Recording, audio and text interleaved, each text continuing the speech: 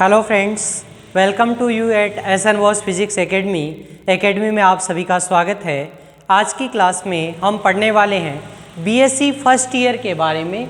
और BSc first year का कौन सा पेपर हम पढ़ने वाले हैं, तो बीएससी फर्स्ट ईयर का जो पेपर है वो अपन पढ़ेंगे आज की क्लास में। बीएससी फर्स्ट और सेकंड पेपर कौन सा है आपका, तो सेकंड पेपर जो आपको ध्यान में है इलेक्ट्रोमैग्नेटिज्म, विद्युत चुंबकी, ठीक है ना, विद्युत चुंबकत्व, ऐसा अपन कह सकते हैं, चुंबकी, इस प्रकार से भी इसको हम कह सकते हैं। विद्युत और चुंबक दोनों के बारे में इसमें पढ़ना है। और इसकी टोटल कितनी है, पिछली बार से आपका पैटर्न चेंज हो चुका है और वो आपके जो बुक्स है, जो सोल्ड पेपर, उसमें 4 यूनिट दिखाई हुई है, लेकिन ऐसा नहीं है मित्रों। अब की बार यूनिट जो है वो आपकी टोटल है 5, ठीक है। और पैटर्न भी चेंज हो गया है। जैसे पिछली बार जो पैटर्न था हमारे, वो 1.5 नंबर के 6 क्वेश्चन थे। इस बार 1 गुणा 10 यानी 1 मार्क्स के हमारे पास टोटल कितने आने हैं, 10 क्वेश्चन आने हैं, ठीक है ना। तो यानी 5 यूनिट है और 10 क्वेश्चन है, तो सीधा मतलब समझ गए होंगे आप कि एक जो यूनिट है हमें वो कितने देगी, 2 शॉर्ट क्वेश्चन देगी, ठीक है ना। शॉर्ट क्वेश्चन कितने देगी, 2। और लॉन्ग क्वेश्चन की बातचीत हम करते हैं तो वो भी कितने मिलेंगे हमें, 2 मिलते हैं यहाँ पर। अच्छा, कितने मार्क्स की रहेगी, अब देख लो, सारी यूनिट को डिवाइड कर लो, यानी 10 मार्क्स हमारे पेपर में से घटा दीजिए। टोटल 33 मार्क्स का पेपर है और इसमें से 10 मार्क्स है वो तो शॉर्ट क्वेश्चंस के चले गए, ठीक है। शेष कितना बचा आपका, 23 मार्क्स का आपका पेपर है वो रह गया। यानी एक यूनिट है वो लगभग अपने को 4.5 मार्क्स का क्वेश्चन है वो देती है, ठीक है। अब 4.5 मार्क्स की स्थिति क्या है, जैसे यूनिट नंबर फर्स्ट है मान लीजिए, तो यूनिट नंबर फर्स्ट है उसका एक क्वेश्चन आएगा, क्वेश्चन नंबर फर्स्ट, और हो सकता है कि ये पूरा एक क्वेश्चन ही 4.5 नंबर का आ जाए, या फिर ये भी हो सकता है कि इसका अथवा और पार्ट है क्वेश्चन नंबर सेकंड, और सेकंड का जो एक पार्ट है वो पार्ट कितना आ जाए तुम्हारा, 2.5 नंबर का आ जाए, और बी पार्ट है वो कितना आ जाए, वो जो बी पार्ट है वो कितना का आ जाए, 2 नंबर का आ जाए। अदरवाइज ऐसा भी पॉसिबल है कि ये इस प्रकार से न आकर, और इसका दूसरा स्वरूप भी हो सकता है, यानी क्वेश्चन नंबर 2 का फर्स्ट जो क्वेश्चन है वो 3 नंबर का आ जाए और सेकंड जो क्वेश्चन है ये 1.5 नंबर का आ जाए, ठीक है। तो 3 और 1.5 4.5, और ये भी कितना हो गया 4.5। यानी हम जो अभी डिस्कस करने वाले हैं यूनिट वाइज, तो 5 यूनिट का टोटल अपन डिस्कशन करने वाले हैं, टोटल 5 यूनिट का। और 5 यूनिट के सारे तो शॉर्ट क्वेश्चन अभी डिस्कशन में आने वाले हैं। इसके साथ में 4.5 मार्क्स का कैसा क्वेश्चन बन सकता है वो भी हम पढ़ेंगे, और अगर 3 मार्क्स का बनता है तो कैसा बनता है वो भी हम पढ़ेंगे। 1.5 और 1 में ज़्यादा डिफरेंस नहीं है, यानी 1 नंबर का जो क्वेश्चन आता है वही 1.5 नंबर में आपका पूछा जा सकता है, ठीक है ना। तो इस प्रकार से हम ओवरऑल अभी डिस्कशन करने वाले हैं, और कंटिन्यू बने रहिए आप लास्ट तक। इलेक्ट्रोमैग्नेटिज्म ऐसा इजी पेपर है कि ये जो पेपर है ये बीएससी पार्ट फर्स्ट का फिजिक्स का ऐसा पेपर है जो 33 में से 33 मार्क्स देने की कैपेसिटी रखता है, और आप में भी इतनी कैपेसिटी है, यानी आप इसमें लगभग 5 दिन है तो देखो 5 दिन दे दो इलेक्ट्रो को, अगर 5 दिन में 5 यूनिट तैयार कर ली तो निश्चित रूप से आपके 33 नंबर आ जाएंगे। तो इसके लिए आप इस जो ये वीडियो है इसको कंटिन्यू बने रहे, एक एक क्वेश्चन का हम डिस्कशन करने वाले हैं, और अपने दोस्तों के पास में इसको लाइक शेयर और सब्सक्राइब करें ताकि उनको भी इसका बेनिफिट है वो मिल सके। अब हम डिस्कस करते हैं यूनिट नंबर फर्स्ट के बारे में। और ये यूनिट नंबर फर्स्ट है वो कितने नंबर आपको देनी है, तो 6.5 नंबर है ये आपको यूनिट देनी है।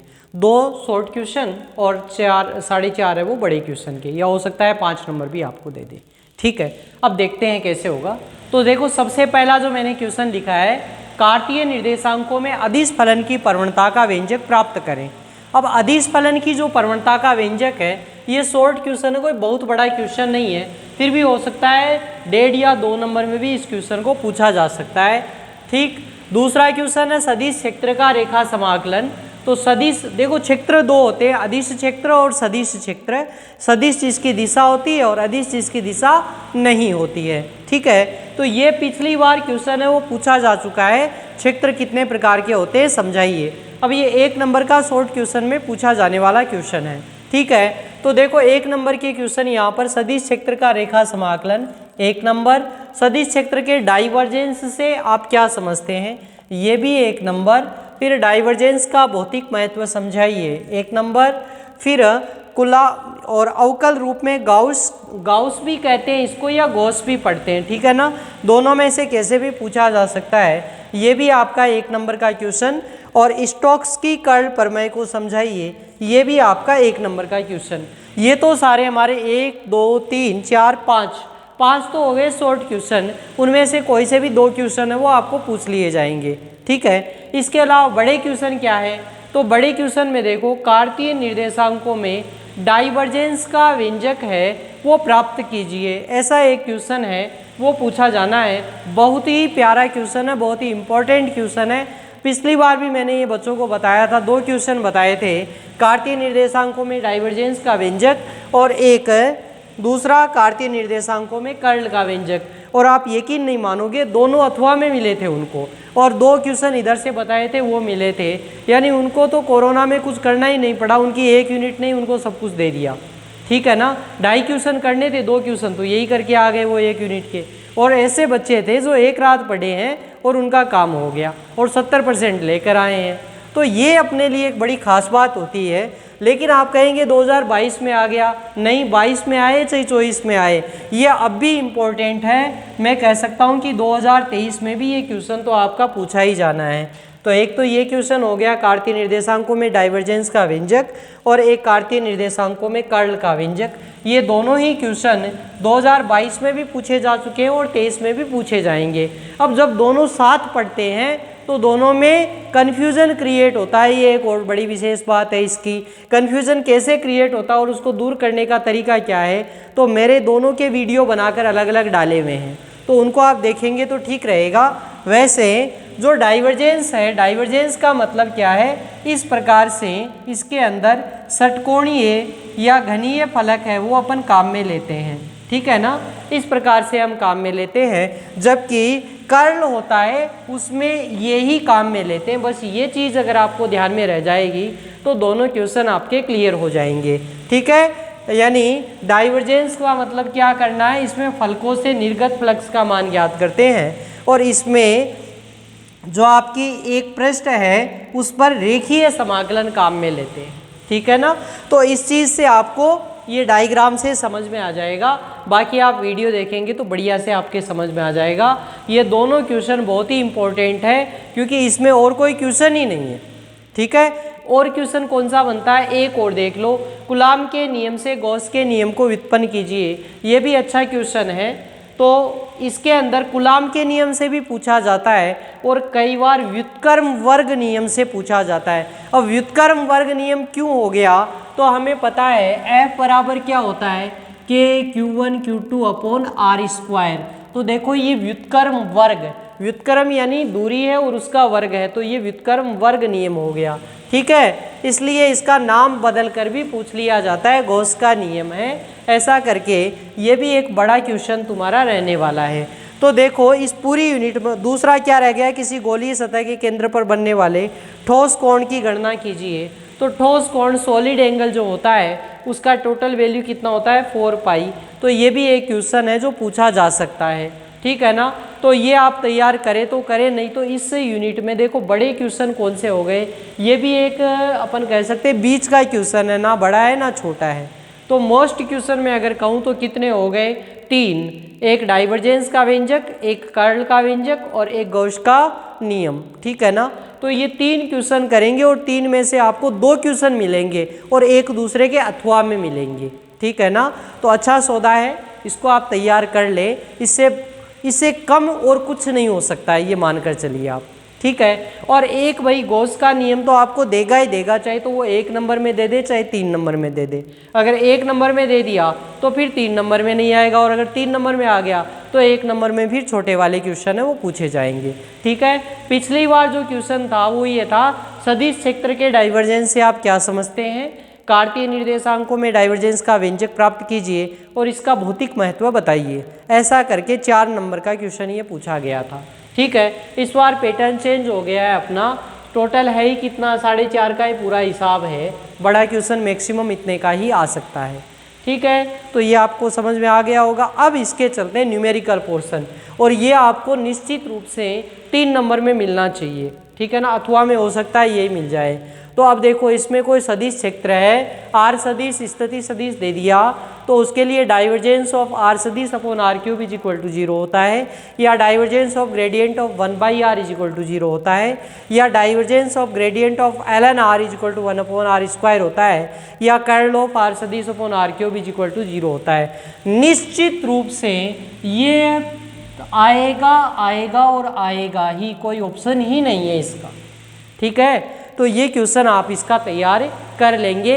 ये भी आपको जो इसके एकेडमी के चैनल के अपने शॉर्ट पुराने हैं क्वेश्चंस डाले हुए हैं, उनके अंदर आपको मिल जाएगा। ठीक है, तो ये दोनों चीज़ आप देख लेंगे तो आपको ये निश्चित रूप से मैं कह सकता हूँ 4.5 + 2 यानी 6.5 मार्क्स है वो आपको कवर कर देगी। ओके, अब हम पढ़ते हैं यूनिट सेकंड के बारे में। तो यूनिट सेकंड है, उसमें भी 2 पार्ट अपन लगभग मान सकते हैं और दोनों में से एक है वो अपने को मिल जाना चाहिए। तो पहला जो क्वेश्चन है, गोले को समावेशित करने के लिए आवश्यक ऊर्जा का व्यंजक प्राप्त करें। U = 3/5, या दूसरा क्वेश्चन इस प्रकार से भी आ सकता है, सिद्ध कीजिए गोले को समावेशित करने के लिए आवश्यक ऊर्जा का मान निम्न होता है, U = 3/5 kq²/r। ये जो सेकंड क्वेश्चन है ये इसी का एक पार्ट है, यानी इसमें भी इस क्वेश्चन को तो करना ही रहेगा। कैपिटल R त्रिज्या के चालक गोले को Q आवेश से आवेशित करने के लिए, अब देखो चालक गोला अगर है तो उसको आवेशित करने के लिए तो ये ऊर्जा मिलती है, U = 1/2 kq²/r। और अगर समान आवेश से समावेशित करने के लिए आवश्यक ऊर्जा, तो समान आवेश से आवेश से समावेशित करने के लिए आवश्यक ऊर्जा कौन सी है तुम्हारी, ये रही, U = 3/5 kq²/r। तो इन दोनों का अनुपात इसमें पूछा है, ऐसा करके एक न्यूमेरिकल पूछा जाता है।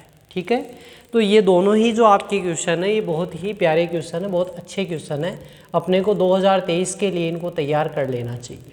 ठीक है, इलेक्ट्रॉन की चिरसम्मत त्रिज्या का व्यंजक प्राप्त करें, ये हमारा 1 नंबर का क्वेश्चन है। और द्विध्रुव के कारण किसी बिंदु पर विभव और विद्युत क्षेत्र की तीव्रता का व्यंजक उसकी एक्स और निरक्ष के ऊपर, यानी द्विध्रुव के एक्स पर और द्विध्रुव की निरक्ष पर विभव, तो ये इसके क्या है, केसेज हैं इसके, और ये भी आपका बहुत अच्छा क्वेश्चन है, 4.5 नंबर का ये क्वेश्चन बनता है आपका। ठीक है, इसका एक और क्वेश्चन है, समरूप विद्युत क्षेत्र में द्विध्रुव पर लगने वाले बल व बलाघूर्ण का व्यंजक प्राप्त करें। ठीक है, तो ये वाला क्वेश्चन भी ठीक है। अब ये दोनों तीनों एक ही पार्ट है, ये 2 क्वेश्चन हैं वो अपन मान सकते हैं कि एक पार्ट के, यानी यहाँ से एक क्वेश्चन बन जाना चाहिए। ठीक, इसके दूसरे पार्ट में अब देखते हैं। तो अब ये एक न्यूमेरिकल है तुम्हारा, समबाहु त्रिभुज के तीनों शीर्षों पर आवेश दिए गए तो संयोजन का द्विध्रुव आघूर्ण प्राप्त करें। ये क्या है तुम्हारा, न्यूमेरिकल है, अगर पूछा जाता है तो 1.5 नंबर या 3 नंबर में पूछा जा सकता है।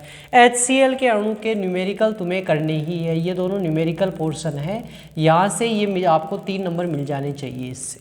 ठीक है ना, ये देख लेना आप, HCl अणु के 3-4 न्यूमेरिकल है, सोल्ड है, या पुराने पेपर्स में भी आप देख सकते हैं। आगे वाला क्वेश्चन, नियत वेग से गतिशील बिंदुवत आवेश का विभिन्न निर्देश तंत्रों में विद्युत क्षेत्र का व्यंजक, चाहे तो देख सकते हैं, नहीं छोड़ सकते हैं। ये अच्छा क्वेश्चन है, P नोट अपने इसको चतुर्ध्रुव आघूर्ण के व्यंजक भी कह सकते हैं, लेकिन ये 2022 में पूछ लिया गया है, इसलिए हम इसको ज़्यादा वैरायटी नहीं देते हैं। ये भी आपका एक न्यूमेरिकल बहुत ही अच्छा क्वेश्चन है।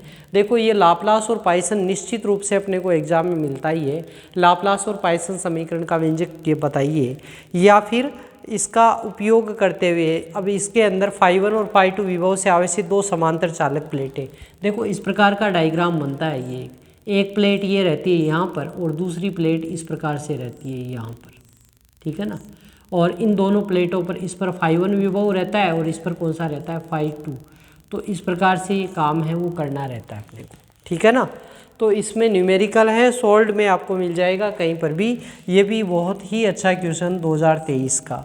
ये आपका 1 नंबर का क्वेश्चन है। लाप्लासियन संकारक क्या होता है, कार्तीय और गोलीय निर्देशांकों में पॉइसन और लाप्लासियन समीकरण बताइए। या तो कार्तीय निर्देशांकों में पूछेगा, नहीं तो फिर पूछेगा गोलीय निर्देशांकों में।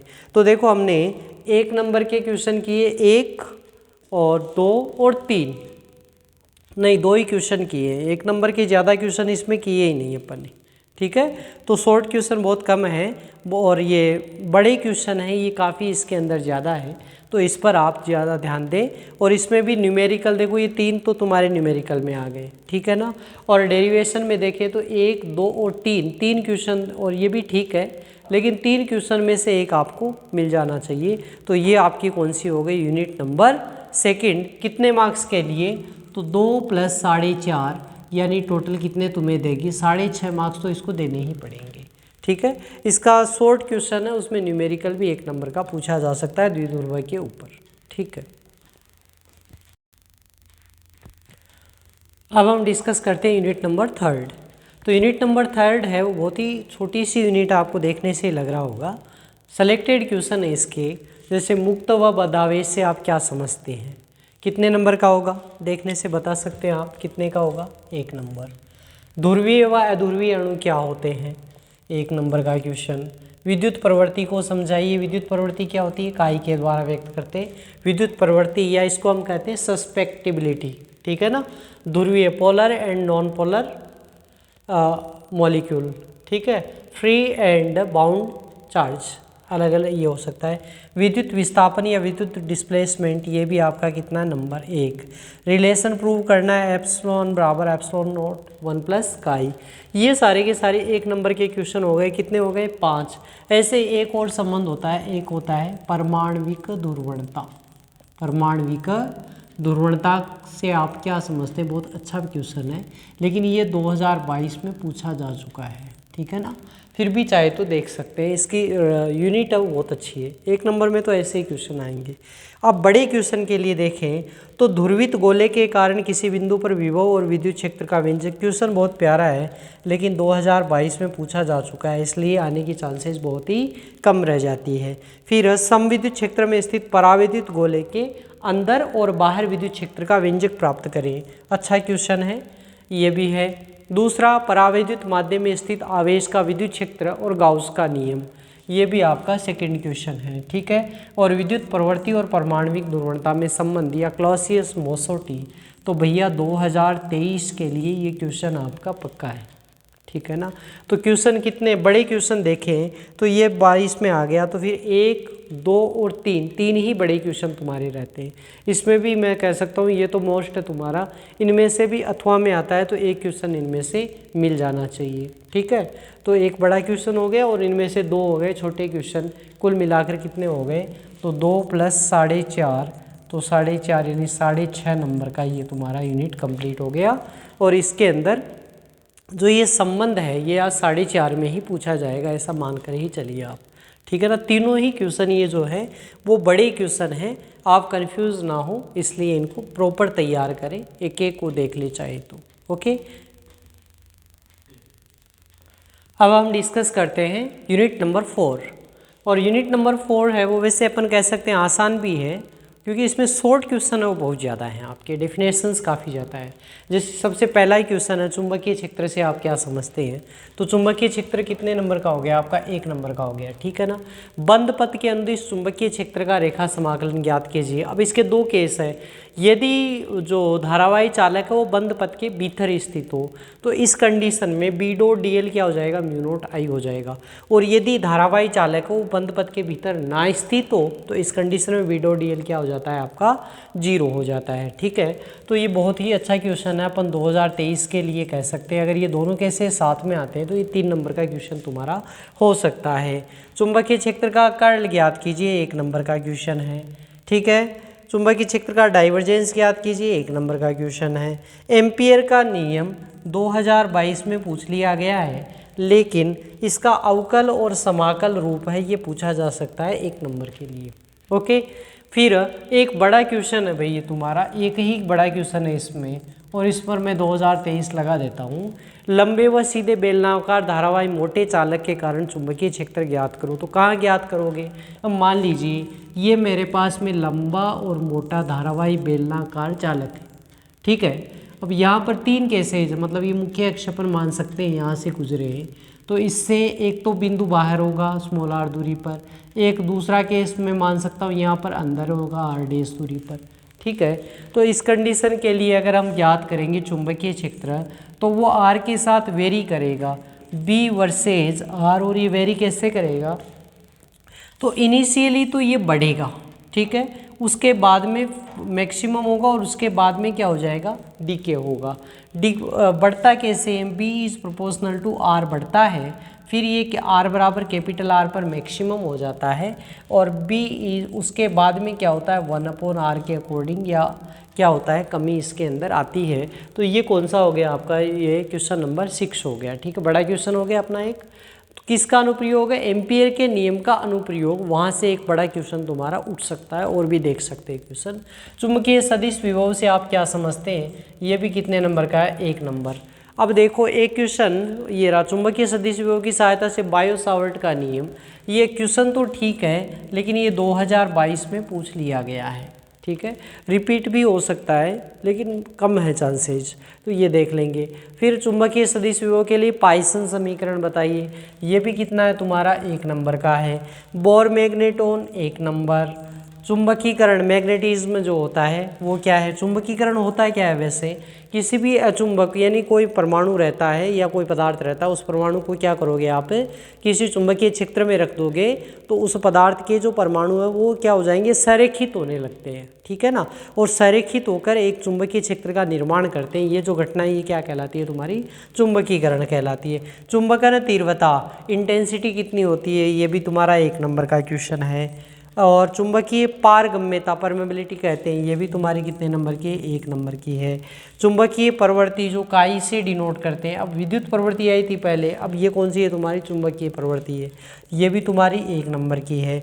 मुक्त धारा और बद्ध धारा, अब ये 2 डिफरेंस है। मुक्त धारा किसके कारण होगी? तो अपन जानते हैं कि कोई भी परमाणु रहता है, तो पदार्थ रहता है, तो उसमें इलेक्ट्रॉन मुक्त अवस्था में रहते हैं। तो मुक्त अवस्था में इलेक्ट्रॉनों के कारण जो धारा होती है वो कौन सी है? वो मुक्त धारा कहलाती है। लेकिन हम ये भी जानते हैं कि परमाणु में सारे के सारे इलेक्ट्रॉन मुक्त नहीं होते, कुछ होंगे वो क्या करेंगे? उसमें चक्कर लगाते रहेंगे। तो जो चक्कर लगाते हैं इलेक्ट्रॉन, ये बद्ध अवस्था में रहते हैं, उनके कारण भी एक धारा होती है, वो क्या कहलाती है? तुम्हारी बद्ध धारा कहलाती है, ठीक है। तो ये भी 1 नंबर का क्वेश्चन हो गया। लार्मर फ्रीक्वेंसी, ये हमारा 1 नंबर का क्वेश्चन हो गया। तो अब देख सकते हैं आप 1 2 3 4 5 6 7 8 और 9 और 10 11 12, यानी इसके अंदर आप देखते तो मैक्सिमम जो क्वेश्चन है वो क्या है? आपके 12 क्वेश्चन है जो 1-1 नंबर के हैं। इसका मतलब समझ रहे हैं आप कि बड़े क्वेश्चन में भी ये 2 क्वेश्चन मिलकर और एक 3 नंबर का क्वेश्चन है वो बन सकता है, ठीक है। और बड़ा क्वेश्चन कितना बना? एक तो ये बना बायो सावर्ट का नियम, और एक एम्पियर के नियम का अनुप्रयोग। मुझे जो इम्पोर्टेंट लगा वो मैंने आपको लिखवाया है, बाकी आप और भी अदर भी तैयारी कर सकते हैं। तो ये आपका जो हमने खींचा है कौन सा? यूनिट नंबर 4 का, और ये भी कितना हो जाएगा? 2 + 4.5 हो सकता है। 4.5 में 3 शॉर्ट क्वेश्चन तुम्हारे आ जाए, या एक बड़ा और 2 छोटे क्वेश्चन आ जाए, और 2 तो छोटे क्वेश्चन तो कहीं से भी 12 में से मिल ही जाएंगे, ठीक है। ये हो गई हमारी यूनिट नंबर 4। अब हम चलते हैं दोस्तों लास्ट यूनिट के ऊपर, और यूनिट नंबर 5 वो क्या कहती है अपने को? देखो, मैक्सवेल के समीकरणों का अवकल रूप, बहुत ही अच्छा क्वेश्चन है, लेकिन 2022 में ये पूछ लिया गया है, ठीक है ना। फिर भी रिपीट हो सकता है, ऐसा क्वेश्चन है। विस्थापन धारा, ये भी 2022 में क्वेश्चन पूछा हुआ है 2 नंबर का, तो नहीं होना चाहिए। अब आती है विद्युत चुंबकीय तरंगे। तो विद्युत चुंबकीय तरंगों का वर्णक्रम बताइए। 1 नंबर का क्वेश्चन या 1.5 नंबर का तुम्हारा ये हो सकता है। अब समतल विद्युत चुंबकीय तरंगों के लिए ऊर्जा घनत्व, पॉइंटिंग सदिश, पॉइंटिंग सदिश कहते हैं इसको, पॉइंटिंग सदिश। ये पॉइंटिंग सदिश अकेला भी तुम्हारा 1 या 1.5 नंबर का पूछा जा सकता है, ठीक है। फिर इस विद्युत चुंबकीय तरंगों के कुछ प्रॉपर्टीज है, गुण हैं, और इसमें से मैं कह सकता हूँ कि 101% ये पूछा ही जाएगा। 3 नंबर देगा तुम्हें, 2 ये प्रॉपर्टीज है वो पूछेगा। क्या क्या प्रॉपर्टी है? ई व बी लंबवत तल में संचरण करती है। तो विद्युत चुंबकीय तरंग आप जानते होंगे, आपकी जानकारी के लिए, कि यहाँ पर ये क्या है, सपोज ये क्या है, ई क्षेत्र है, ठीक है ना। तो ये ई को व्यक्त करता है, और दूसरा क्या होगा, इसके लंबवत तल में यानी इसके सापेक्ष क्या होगा, बी होगा। तो इस प्रकार से ये इसके लंबवत होता है, यानी इसके लंबवत इधर ये क्या करेगा, गति करेगा, ठीक है। अब ये अगर इधर जगत गति कर रहा है तो ये क्या हो जाएगा, इसके ठीक है लंबवत। अच्छा, जो हमारी तरंग होती है वो किधर जाती है, इन दोनों के लंबवत तरंग हमारी ये जेड एक्स के अकॉर्डिंग, इसके अकॉर्डिंग जाती है। तो ये क्या हो गई, विद्युत चुंबकीय तरंग, विद्युत चुंबकीय और तरंग। तो तरंग क्या है, अनुप्रस्थ प्रकृति की है। तो यही हमने लिखा है कि ई व बी पर लंबवत तल में संचरण करते हैं, तो दोनों लंबवत हैं, ठीक है। निर्वात में विद्युत चुंबकीय तरंगों का जो वेग है वो किसके बराबर होता है, प्रकाश के वेग के बराबर होता है। बहुत ही अच्छा क्वेश्चन है। और समदेशिक माध्यम में ये कितना होता है, 1/μ∈0 होता है, ठीक है ना, 1/μ∈ होता है। तो ये आपका एक क्वेश्चन 2 हो गए। विद्युत चुंबकीय तरंगें वो अनुप्रस्थ प्रकृति की होती है, ये आपका क्वेश्चन हो गया। तो तीनों ही इम्पोर्टेंट है, इनको आपको देखना ही है, देखना ही है, ठीक है। और फिर है परिक्षेपण से, डिस्पर्जन से आप क्या समझते हैं, 1 नंबर का हो गया। कितने प्रकार का होता है, 2 प्रकार होते हैं इसके, सामान्य परिक्षेपण और असामान्य परिक्षेपण, ये आप पढ़ लेंगे। एक बड़ा क्वेश्चन इसका जो बनता है वो मैं कह सकता हूँ कि 2023 के लिए तुम्हारा तैयार कर ही लीजिए। विद्युत चुंबकीय तरंगों के लिए मुक्ताकाश का विकिरण प्रतिरोध है वो 377 ओम होता है, ठीक है। तो ये आपका हो गई यूनिट नंबर 5। अब देखो इसमें क्वेश्चन कितने बताए मैंने, बड़े क्वेश्चन कौन से बताए, एक तो तुम्हें ये बताया विद्युत चुंबकीय तरंगों के लिए मुक्ताकाश का विकिरण प्रतिरोध 377 ओम होता है। दूसरा मैंने इसके कुछ गुण बताए ये तुम्हें, तो 2 क्वेश्चन तैयार नहीं कर सकते क्या तुम, और 2 क्वेश्चन अगर तैयार कर लेते हो तो तुम्हारे 4.5 नंबर आ रहे हैं, और क्या चाहिए तुम्हें। और ये जो छोटे क्वेश्चन हैं उनके लिए कितने हो गए, तो एक क्वेश्चन यहाँ से हो गया, एक परिक्षेपण, 2 ही क्वेश्चन बताएं, लो ज़्यादा है ही नहीं, ठीक है। तो इतना सेलेक्टेड से काम करें, वैसे तो बहुत सारा है, पूरा सिलेबस इसको पढ़ना है, क्योंकि आज की जो हमारी क्लास थी वो इम्पोर्टेंट क्वेश्चंस के लिए थी। और आप निश्चित मानकर चलिए कि अगर आप इतना जो मेरे डबल टिक वाले क्वेश्चंस हैं जो मैंने बताए हैं उनको आप कवर कर पाते हैं तो भी आराम से इतने मार्क्स तो तुम्हें एग्ज़ाम में मिल ही जाएंगे। इतने में से अब तुम कितना याद रख पाते हो, मिनिमम भी याद रख पाओगे तो 20+ तो तुम्हारा स्कोर होना ही चाहिए, नहीं तो तुम्हारी ये क्लास देखना ही बेकार है, ठीक है। तो और अच्छे से पढ़ाई करें।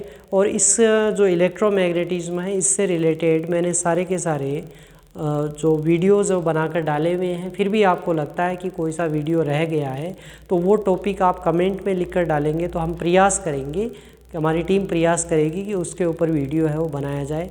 All the best for your exam. Thank you very much.